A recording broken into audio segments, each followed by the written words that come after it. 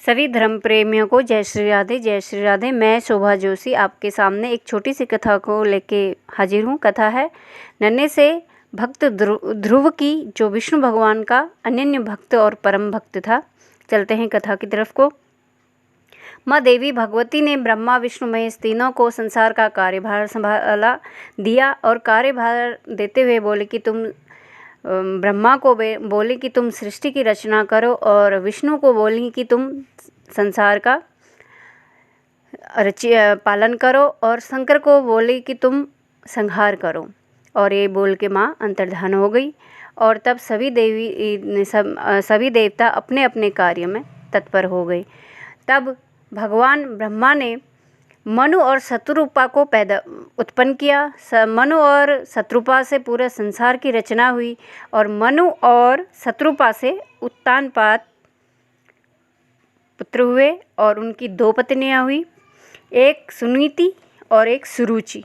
सुनीति से ध्रुव हुआ और सुरुचि से उत्तम हुआ। कथा उस समय की है जब उत्तानपाद दिग्विजय से लौटे और सीधे सुरुचि के पास चले गए। तब सुरुचि के पास गए तो ध्रुव को पता चला कि पिताजी भाई दिग्विजय से लौटे हैं। तब वो मिलने के लिए अपने पिता के पास जाने लगा और गया। तब वह अपने पिता की गोद में बैठ गया। तब सुरुचि ने ध्रुव को धिक्कारा और ध्रुव को विष्णु की तपस्या करने को कहा, और तब अपने पिता की गोद में बैठना ये बोलकर अपने भवन से निकाल दिया। तब वह अपनी माता सुनीति के पास गया और बोला, माँ, पिताजी भी भूल गए। सुरुचि की सुंदरता पर उत्तानपाद इतने मोहित हो गए कि वह सब कुछ भूल गए, अपना कर्तव्य भूल गए। सुनीति ध्रुव को समझाने लगी और विष्णु भगवान के बारे में ध्रुव को बताने लगी और बोली, विष्णु भगवान ही तुम्हें अपने पिता की गोद में बिठाने का अधिकार देंगे, और वो इतना ही नहीं, अपनी गोद में भी तुम्हें बिठाएंगे। सुरुचि को अपनी सुंदरता का घमंड हो गया था। वो सुनीति के पास जाने से राजा को रोकती थी। एक रात ध्रुव भगवान विष्णु को ढूंढने घर से निकल गया और महल से निकलकर जंगल में चल पड़ा। तब जंगल में उन्हें लुटेरे मिले और सारे आभूषण और ध्रुव को पहाड़ी से फेंकने लगे। तब माँ लक्ष्मी ने सहायता की, डाकुओं से बचाया, और वह उधर महल में सुनीति ने ध्रुव को नहीं देखा तो विचलित हो गई। सुनीति ने ध्रुव को नहीं देखा तो विचलित हो गई और महाराज के पास गई और सब वृतांत सुनाया। और उत्तानपाद पश्चाताप की अग्नि में जलने लगे, व्याकुल हो गए, ध्रुव को ढूंढने के लिए निकल पड़े। और उधर भगवान विष्णु नारद जी को ध्रुव का मार्गदर्शन करने को कहते हैं।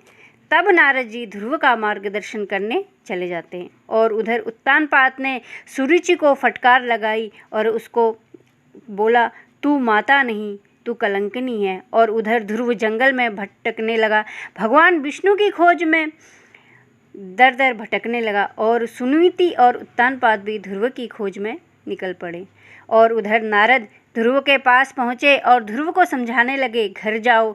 पर ध्रुव न माने और नारद मुनि को बोले, मैं भगवान से मिले बिना नहीं जाऊंगा, भगवान को मेरे लिए आना ही पड़ेगा। और भगवान से मिलने का रास्ता पूछने लगे। तब नारद जी ने ध्रुव को मंत्र दिया और ध्रुव उस मंत्र का जाप करने लगे। मंत्र था, ओम नमो भगवते वासुदेवाय नमः। ध्रुव घने जंगल की ओर चल पड़े और एक जगह बैठकर मंत्र का जाप करने लगे। जंगल में हिंसक जीवों से भरा था और ध्रुव ने खाना भी त्याग दिया। उसी रास्ते में इंद्र के पार्षद जा रहे थे। ध्रुव को तप कर देख इंद्र के पास गए और इंद्र से बोले, एक छोटा सा बालक तप करने में संलग्न है। तब इंद्रदेव अपने आसन के बारे में, देवासन के बारे में सोच कर डगमगाने लगे, और उन्होंने एक छोटे से नन्हे बालक की तपस्या भंग करने के लिए अपने पार्षदों को भेजा, अपने सारे देवी देवताओं को भेजा, परंतु ध्रुव की तपस्या को वो तनिक भी भंग ना कर सके। और इतने में ही उधर नारद मुनि प्रकट हुए और ध्रुव से बोले, ध्रुव तुम्हें अब घर जाना चाहिए। तब वो बोले, भगवान मैं घर नहीं जाऊंगा। बोले, तुम बहुत कठिन परीक्षा है तुम्हारी, तुम अब घर जाओ। तुमने बहुत कठिन परीक्षा दे दी है, तुम्हें भगवान का आभास हो गया है, तुम जाओ। पर ध्रुव नहीं माने और उन्होंने भगवान को प्रसन्न करने के लिए दोबारा से नारद मुनि से बोले कि मुझे भगवान कैसे मिलेंगे, मेरे सामने कैसे आएंगे। तब नारद मुनि ने कहा, अगर तुम अपनी श्वास रोक के भगवान का मंत्र जाप करो तो वो तुम्हारे पास आ जाएंगे। तब ध्रुव ने अपनी सांस भी लेना बंद कर दिया और ओम नमो भगवते का जाप करने लगा और चारों तरफ धरती में, स्वर्ग में हाहाकार मच गया। सृष्टि जहाँ थी वहाँ की वहीं रुक गई। तब श्री हरि विष्णु ने ध्रुव को दर्शन दिए और भगवान ने ध्रुव को अपनी गोद में बिठा लिया और उसे फिर उत्तानपाद के पास ले गए और ध्रुव को सौंप दिया। जय श्री राधे, जय श्री राधे, जय श्री राधे।